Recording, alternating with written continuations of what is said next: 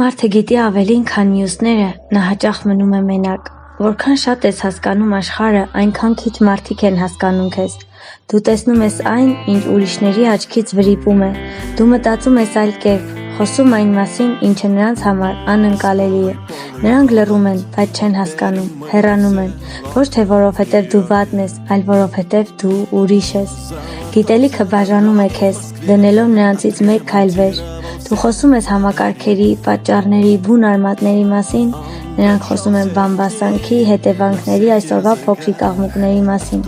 Դու մտածում ես ապագայի մասին, իսկ նրանք ապրում են միայն այսօրվա ներսում։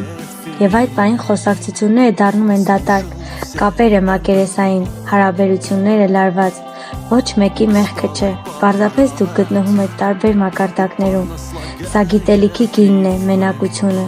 Քանի բարձր ես բարձրանում, այնքան քիչ մարդիկ են մնում կողքդ։ Գագաթին միշտ մենակ է լինում։ Դու կարող ես մնալ ներքևում, ամբոխի մեջ, կամ կարող ես շարունակել բարձրանալ, ընդունելով, որ բարձրությունը պահանջում է լռություն։